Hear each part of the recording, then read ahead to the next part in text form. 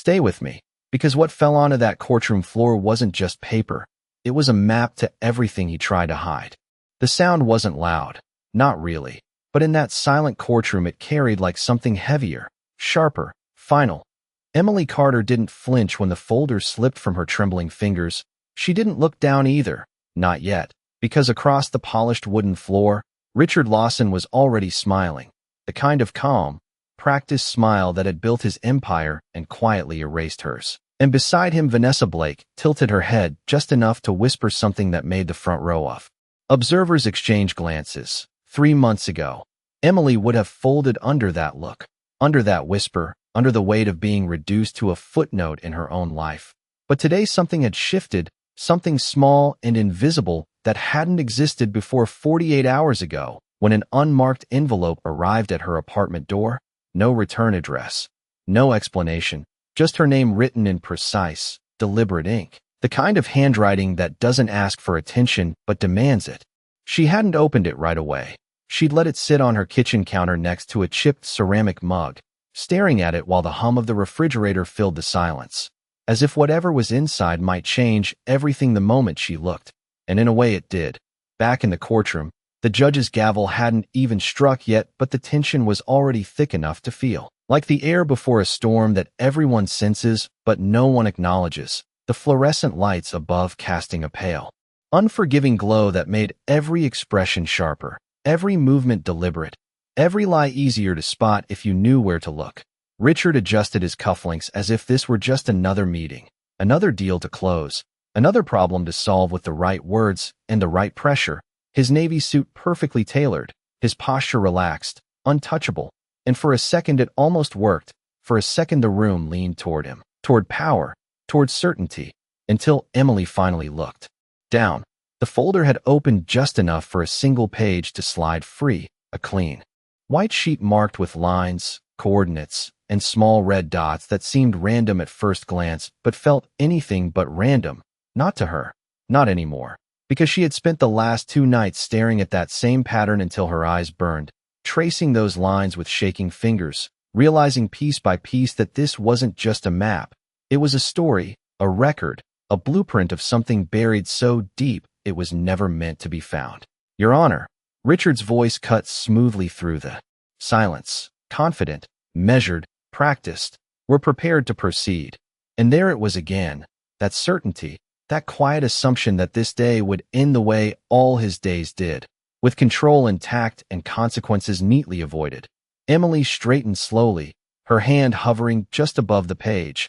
Not touching it yet, not claiming it yet, because she understood something now that she hadn't understood before, something that settled into her chest like a steady heartbeat replacing the chaos that used to live there. And when she finally lifted her eyes again, she didn't look at Vanessa, she didn't look at the spectators, she looked directly at Richard. And for the first time since walking into that room, his smile faltered, just slightly, just enough to reveal a crack that hadn't been there before. Because whatever he thought this was, whatever he believed he had already controlled, he hadn't seen the map, and he definitely hadn't seen what it was about to lead to. The room did not move, but something inside it shifted, subtle and undeniable, like a current changing direction beneath still water. Emily bent slowly, her fingers finally closing around the single sheet that had slipped free, and as she lifted it, the faint rustle of paper sounded louder than it should have, drawing eyes that had been trained to ignore her until this exact moment. Richard's attorney leaned forward, whispering something quick and sharp, but Richard did not respond immediately. Because he was watching her now, not with confidence, but with calculation, the kind that comes when a variable appears that was never part of the original equation. Your Honor, Daniel Hayes said as he rose from his seat, his voice steady but carrying just enough edge to cut through the tension. Before we proceed, we would like to submit new evidence to the court. And the word evidence landed differently this time.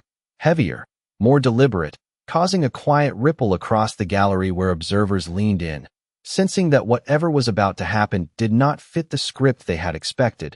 Emily stepped forward, each step measured, the sound of her heels against the marble floor echoing in a rhythm that felt almost like a countdown. And when she reached the table, she placed the sheet down with care, turning it so that it faced the judge, not Richard, not Vanessa, but the one person in the room who could not afford to look away.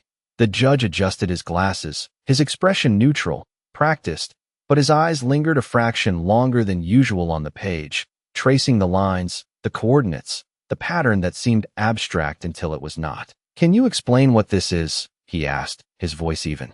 But there was something beneath it now, something attentive, alert. Emily did not answer right away, and for a second the silence stretched, pressing against the walls, filling the space where her fear used to live. But instead of shrinking from it, she let it settle, let it sharpen her focus, because she understood now that timing was not just important, it was everything. "It is a record," she said finally, her voice calm, clear, carrying without strain, of properties, accounts, and transfers that were never disclosed. And the words did not need to be louder, they only needed to be precise, because precision was what made them dangerous. Vanessa let out a small laugh, light, dismissive, the kind designed to break tension and redirect attention. But it did not land the way she expected, not this time, because the room was no longer looking at Emily as someone to dismiss. They were looking at the paper, at the red markings that suddenly felt less like random points and more like something intentional, something connected. "Your Honor, this is speculation at best," Richard's attorney interjected quickly, standing now, his tone controlled but urgent. "There is no verification, no foundation for these claims." And there it was, the first crack in the structure that had seemed so solid minutes ago, the shift from certainty to defense, from control to reaction. Emily's gaze did not move, not to the attorney, not to Vanessa, but back to Richard, because she had learned something else over the past 48 hours, something that had changed the way she saw everything, and it was this. Truth does not need to be loud to be powerful, it only needs to be undeniable. "The foundation," Daniel said, sliding a second document forward, thicker, heavier, "is in the supporting records that correspond to every point on that map." And the word map was no longer abstract, no longer harmless. It was something else now, something that carried weight, consequence, direction. The judge's eyes moved between the documents, slower this time, more deliberate, and when he looked up again, it was not at the attorneys, not at the gallery, but directly at Emily, and for a brief moment, something unspoken passed between them, something that felt like recognition, like a connection that did not belong in a room like this. And then it was gone, replaced by the steady authority of the bench. "I will review this," he said, his voice measured. But the room heard what was not said, that the path forward had changed, that whatever this case had been when it began, it was no longer that. And as Emily stepped back, the faintest shift in Richard's posture betrayed what his expression still tried to conceal, because for the first time, he was not anticipating the outcome, he was trying to understand it. Richard Lawson had built his reputation on anticipation, on staying 3 moves ahead of anyone who thought they could challenge him. But as the judge's attention remained fixed on the documents in front of him, that advantage began to feel thinner, less certain, like a strategy that had been designed for a different game entirely. Emily returned to her seat without haste, her hands resting lightly in her lap, not clenched, not shaking, just still, and that stillness carried more weight than any argument she could have made out loud, because it suggested something far more dangerous than anger. It suggested preparation. Across the aisle, Vanessa leaned closer to Richard, her voice low but urgent now, no longer laced with amusement, and though the words could not be heard, the shift in her expression said enough. The confidence replaced by something sharper, more alert, as if she had finally realized that whatever was unfolding was not a minor inconvenience, but a disruption. Daniel Hayes flipped open the folder in front of him, revealing additional pages that had been carefully organized, each one aligned with the map that now sat under the judge's steady gaze. And with each page turned, the quiet in the room deepened, not from boredom but from focus, from the growing awareness that details were aligning in a way that could not easily be dismissed. "Your Honor," Daniel continued, his tone controlled, deliberate. "Each coordinate corresponds to a registered entity that was omitted from the financial disclosures submitted during the initial proceedings." And he did not rush the explanation. He allowed each word to settle, to connect, to build a structure that could stand on its own. The judge nodded slightly, not in agreement, but in acknowledgement, his pen moving across the margin of the document as he made a note. And that small, ordinary action carried an unexpected gravity, because it meant he was not ignoring this. He was engaging with it. Richard's attorney stepped forward again, his posture firm, but the edge in his voice was more pronounced now. There is still no verified link between these alleged entities and my client, he said, emphasizing each word as if precision alone could restore control. These are assumptions presented as facts. And for a moment, the room held its breath, waiting to see if that argument would land, if it would slow the momentum that had begun to build. Emily did not look at him. She did not need to, because she had already anticipated this moment, already rehearsed it in the quiet hours of the night when doubt tried to creep back in, and she had learned how to meet it without reacting, without retreating. Daniel did not respond immediately either, and in that pause, something subtle shifted again. Because silence, when used correctly, does not weaken a position, it strengthens it, it forces attention, it creates space for the next move to matter more. When he finally spoke, his voice was steady, almost calm. The verification is in the pattern, he said, sliding another document forward, this one marked with transaction timelines, dates aligned with the coordinates on the map, and in the consistency of transfers that trace back to accounts under indirect control. And the phrase, indirect control, lingered, carrying implications that extended beyond a single document, beyond a single case. The judge's eyes moved between the pages again, slower now, more deliberate, and then, almost imperceptibly, his gaze shifted toward Richard, not long, not accusatory, but long enough to register, long enough to signal that the focus had expanded, that this was no longer just about what Emily could prove, but about what Richard could no longer easily deny. A faint tightening appeared at the corner of Richard's jaw, quickly controlled, quickly masked, but not entirely invisible, not to Emily, who had spent years learning the difference between his practiced expressions and the moments when they slipped. The gallery, once restless, was now completely still, the earlier whispers replaced by a quiet that felt expectant rather than uncertain, as if everyone present understood that they were witnessing a shift that could not be undone.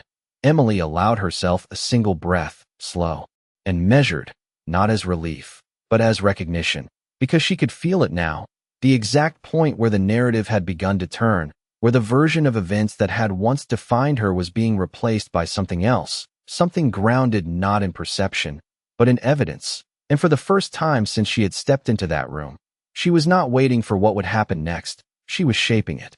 The moment did not explode, it tightened, like a wire being pulled inch by inch until something had to give. And this time it was not Emily. The judge leaned back slightly in his chair, the document still in his hands, but his posture had changed, no longer passive, no longer simply receiving information. He was weighing it, measuring it, and that shift alone was enough to ripple through the room like a quiet signal that the ground beneath this case was no longer stable. Richard noticed it too. Of course he did, because men like him survived by reading rooms, by sensing shifts before they became threats. But this was different. This was not a negotiation, not a boardroom maneuver he could redirect with a single phone call or a well-placed favor. This was something slower, more methodical, something that did not respond to pressure the way people did.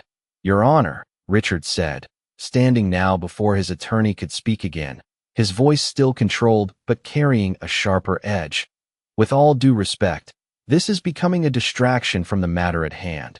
And the word distraction lingered, chosen carefully, as if labeling it that way could reduce its weight, could shrink it back into something manageable. But the judge did not respond immediately, and that silence stretched just long enough to make the word feel misplaced, insufficient. Instead, his gaze returned to the map, tracing one of the red-marked points with the tip of his pen before lifting his eyes again, this time directly to Emily.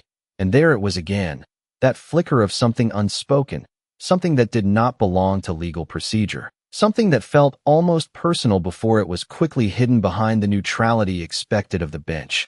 Miss Carter, he said, his voice steady but more deliberate now. When did you first come into possession of this document? And the question was simple on the surface, but the way it was asked carried weight, intention, as if the answer mattered beyond mere timeline. Emily stood again, Not rushed, not hesitant, her movements precise in a way that suggested she had already lived this moment in her mind before stepping into the courtroom. 48 hours ago, she said, her voice even. It was delivered to my residence. Without identification, and she did not elaborate further, not yet, because she understood something now about control, that it did not come from saying everything at once, it came from knowing what to hold back. Vanessa shifted in her seat, her composure no longer effortless, her eyes flicking between the judge and Richard as if searching for reassurance that was no longer being offered.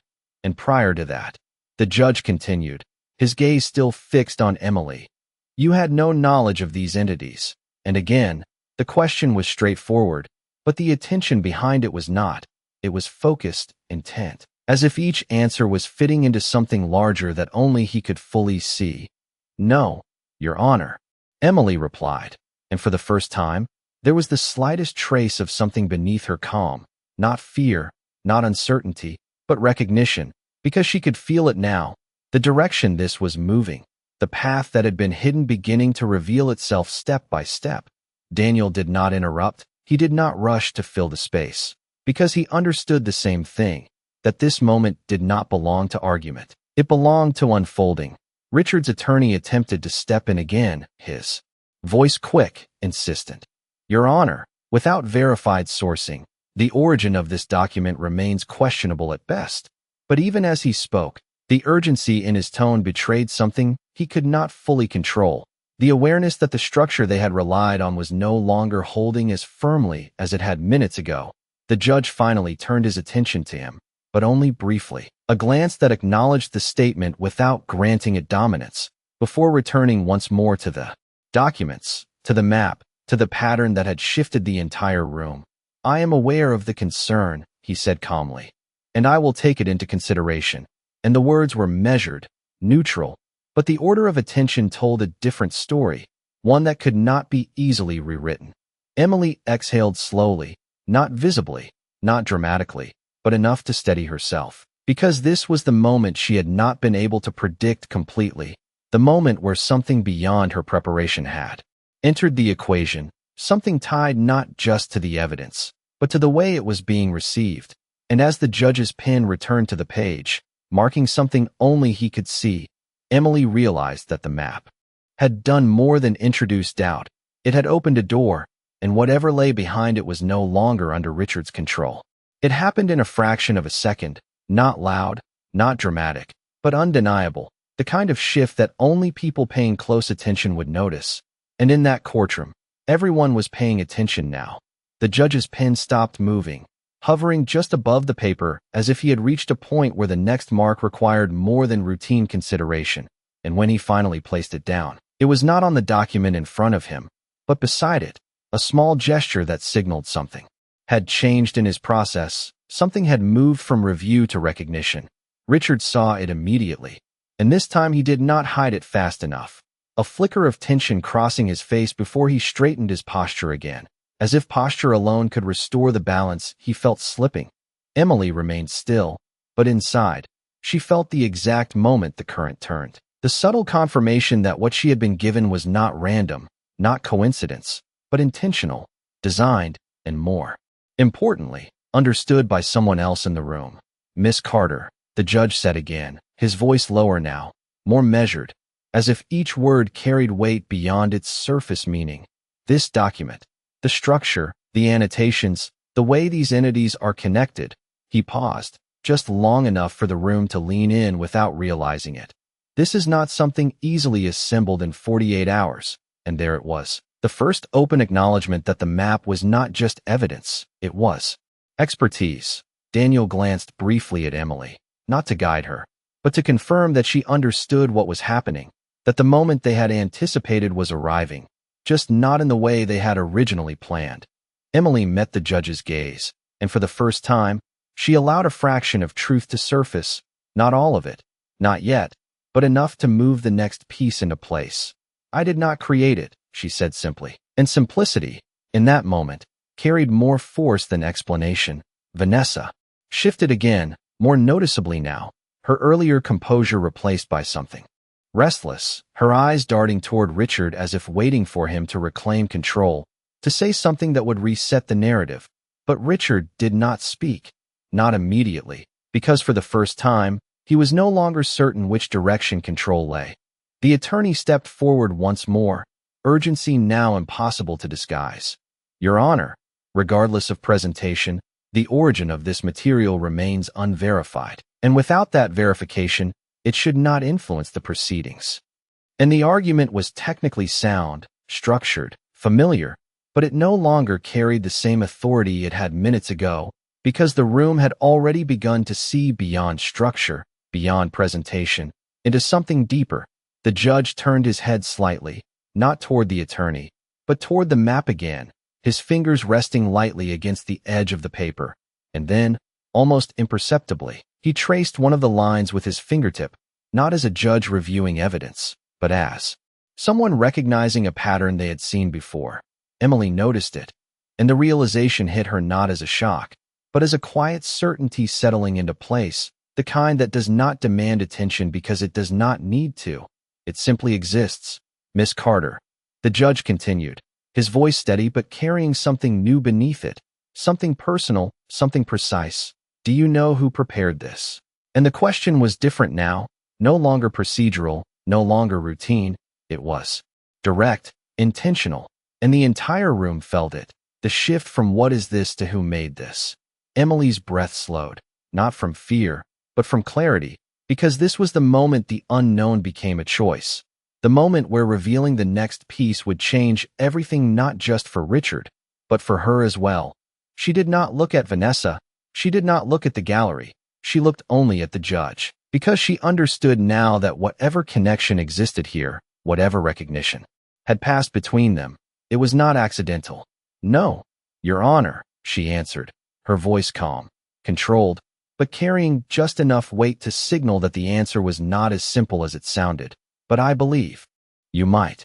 And the silence that followed was not empty. It was charged, filled with the quiet realization that the map was no longer just evidence. It was a message, and the person it was meant for was already in the room. For a brief moment, no one moved. Not the attorneys, not the observers, not even Vanessa, whose restless energy seemed to freeze in place as the weight of Emily's last words settled into the room. The judge did not react immediately, but his stillness was different now, not neutral, not distant. It was focused, as if something long buried had just been brought into the light, and he was deciding, in real time, whether to acknowledge it or let it pass. Richard shifted his stance, subtle but unmistakable, the first physical sign that the control he relied on was no longer absolute. And when he finally spoke, his voice carried a sharper edge than before. Your Honor, this line of questioning is inappropriate and irrelevant to the matter at hand. But the words felt thinner now, less effective, as if they were trying to hold back something that had already begun to move forward. The judge raised a hand slightly, not dismissive, but firm, and Richard's voice stopped, not by force, but by authority that did not need to be raised to be felt. Mr. Lawson, the judge said calmly, I will determine what is relevant. And the simplicity of the statement carried more weight than any argument presented so far, because it drew a clear line, one that had not been drawn earlier in the proceedings. Emily remained standing, her posture steady, her gaze unwavering, but inside, she felt the moment expanding, unfolding beyond what she had prepared for, beyond what she could fully predict. And yet it did not unsettle her. It clarified something about why the map had been sent, and who it had been meant to reach. The judge leaned forward slightly, his eyes returning to the document. But this time, there was no distance in his expression, no detachment, only recognition, quiet but unmistakable. And when he spoke again, his voice carried a precision that cut through the room. This format, these annotations. He paused, not for effect, but because the words required care. They are not unfamiliar to me. And that was all he needed to say, because the implication filled the silence that followed, expanding outward, reaching every corner of the courtroom. Vanessa's composure fractured for the first time, her eyes widening slightly as she turned toward Richard, searching for reassurance that did not come, because Richard was no longer looking at her. He was looking at the judge, and for the first time, There was no calculation in his expression, only the beginning of something else, something closer to uncertainty. Daniel did not interrupt, did not capitalize on the moment, because he understood that this was no longer about presenting evidence. It was about allowing the truth to surface on its own, without interference, without pressure. Emily felt it too, the shift from effort to inevitability. The sense that what had been hidden was now revealing itself piece by piece, not because she forced it, but because it could no longer remain concealed. Your Honor, Richard's attorney tried again, his voice controlled but strained. With respect, personal familiarity with a document format does not establish its validity or origin, and the argument was technically correct, structured, precise, but it no longer addressed the real issue, because the real issue was no longer the document. It was the connection. The judge turned his head slightly, acknowledging the statement without engaging it fully, and then his attention returned to Emily, and this time, the look was different, not just focused, not just attentive, but searching, as if he was looking beyond her words, beyond her presence, into something that existed before this moment, before this courtroom, before any of this had begun. Miss Carter, he said, his voice quieter now, but carrying more weight than before. There are very few individuals who would have the knowledge and access required to assemble something like this. And the room seemed to lean in again, drawn by the gravity of what was being said without being fully spoken, and even fewer who would choose to deliver it in this manner. And the implication was clear now, unavoidable. The map was not random, it was intentional, and its destination had never been uncertain. Emily held his gaze, not with defiance, not with fear, but with something steadier, something grounded, because she understood now that this was not just about exposing Richard. It was about revealing a truth that connected past and present in a way she had never fully seen before. Then you understand why it was sent, she said quietly. And the words did not echo, they settled, firm and undeniable, because the person who needed to understand already did. The air in the courtroom did not feel the same anymore. It carried something heavier now, something that pressed quietly against every person present. And for the first time since the hearing began, the balance of power was no longer sitting where everyone expected it to be. The judge's gaze remained fixed on Emily, not as a distant authority, but as someone standing at the edge of a realization that could not be undone. And when he finally leaned back in his chair, it was not to distance himself, but to create space, space to think, space to decide how far this moment would go. Richard exhaled slowly, controlled, measured, but the tension in his shoulders betrayed him, just slightly, just enough for someone who knew him well to notice, and Emily noticed, because she had spent years learning the language of what he did not say. Vanessa shifted again, her composure no longer smooth, her fingers tightening around the edge of her seat as her eyes moved between the judge and the documents, as if she were trying to piece together a narrative that no longer made sense. Your Honor, Daniel said quietly, not pushing, not interrupting, but placing a marker in the silence. The pattern is not just financial, it is structural. And he let that word settle. Structural, something deeper than transactions, something intentional, designed. The judge nodded slightly, almost to himself, and then his attention returned to the map, his fingers resting along one of the lines that connected multiple points, tracing it slowly, deliberately, as if confirming something he had already begun to suspect. There is a methodology here, he said, more to the room than to any one person, his voice calm but carrying a quiet authority that drew everyone in. A system of distribution designed to avoid direct linkage. And the words landed differently now, not as speculation, but as recognition, as understanding. Richard stepped forward before his attorney could stop him, his voice controlled but firmer than before. That is an interpretation, not a fact. And for a moment, it almost sounded convincing, almost, but something was missing now, something that had been there earlier. The certainty, the assumption of control. The judge did not respond to him immediately, and that delay spoke louder than any immediate rebuttal could have, because it showed that Richard's words no longer dictated the rhythm of the room. Instead, the judge turned back to Emily, and this time, there was no distance left in his expression, only clarity. Miss Carter, he said, his voice steady. deliberate. This document was not just sent to expose information. He paused, just long enough for the weight of the statement to settle. It was sent to be recognized, and the implication moved through the room like a quiet current, subtle but undeniable.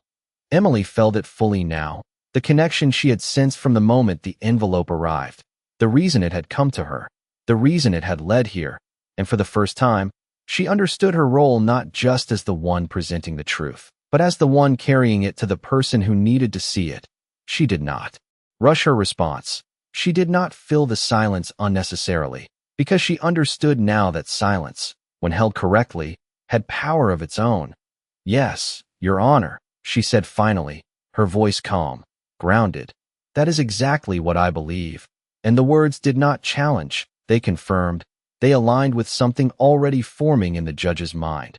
Vanessa's composure cracked further, her voice slipping out before she could stop it. "This is absurd," she said, sharper now, less controlled. But the room did not turn toward her the way it might have earlier, because she was no longer the center of attention. She was no longer part of the main narrative unfolding. Daniel remained still, watching, allowing the moment to continue without interference, because this was no longer about building a case. It was about letting the truth emerge in a way that could not be argued away.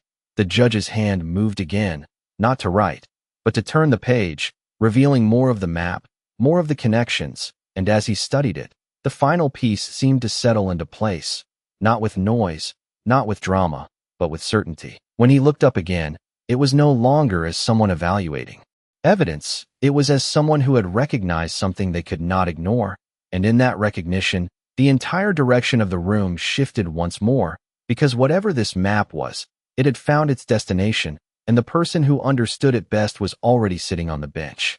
The realization did not arrive all at once. It settled in layers, quiet but irreversible, and as the judge closed the folder halfway, his fingers resting firmly on its edge, the message became unmistakable, not just to him, but to everyone watching closely enough to understand what had just shifted.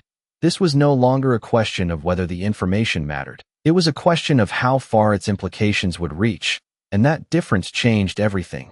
Richard took a step forward. Again, but this time there was hesitation in the movement, subtle, almost invisible, yet enough to break the image he had maintained since the beginning of the hearing. And when he spoke, his voice carried control, but not certainty. "Your Honor, if this court intends to consider unverified material in its evaluation, we request a formal review process before any conclusions are drawn." And the request was reasonable, structured, the kind of move that would normally slow momentum, redirect attention by time. But the room did not respond the same way anymore, because the focus had already moved beyond procedure, beyond timing, into something deeper. The judge nodded once, acknowledging the request without granting it immediate weight, and then his attention returned to Emily. And in that moment, the connection that had been building quietly beneath every exchange finally surfaced, not as an announcement, not as a declaration, but as recognition that no longer needed to be hidden. "Miss Carter," he said, his voice steady, but carrying something more than authority now, something grounded in certainty. "There are details in this document that are not publicly accessible, not even through standard investigative channels." And the statement hung in the air, precise, undeniable, because it did not speculate, it confirmed. Vanessa leaned back in her chair, her composure unraveling further, her earlier confidence replaced by a tightening unease, as if she were beginning to understand that this situation was not something she could influence, not something she could redirect with presence or persuasion. Daniel remained silent, allowing the moment to unfold, because he understood that what was happening now did not require reinforcement, it required space. The judge continued, his gaze steady, his tone measured, "Which means whoever prepared this did not just have access." He paused briefly, his eyes returning to the map, tracing one of the lines again, slower this time, more deliberate. They had authority. And that word changed the room entirely, shifting the weight from suspicion to implication, from possibility to something much closer to certainty. Richard's expression tightened, controlled but no longer seamless, and for the first time, he did not immediately respond. because there was no clear path to regain control of a narrative that had moved beyond his influence. Emily felt it fully now, the culmination of every step that had led here, every moment of doubt replaced by clarity, not because she had forced the outcome, but because she had allowed the truth to reach the person it was meant for. "Your Honor," she said quietly, her voice steady, not rising to meet the tension, but grounding it. "Then you understand why it could not be sent directly." And the statement did not challenge. It completed the thought. It aligned with what had already been recognized. The judge held her gaze for a moment longer than necessary, and in that moment, the final connection settled into place. Not spoken, not declared, but understood. The courtroom remained silent, not from confusion, but from awareness. The collective recognition that the direction of this case had shifted beyond anything that had been expected when it began. The judge straightened slightly, his posture returning to form, but the presence behind it was different now, no longer detached, no longer distant. It was engaged, intentional. "The court will take a brief recess," he said, his voice calm but firm, "after which we will address the implications of this submission."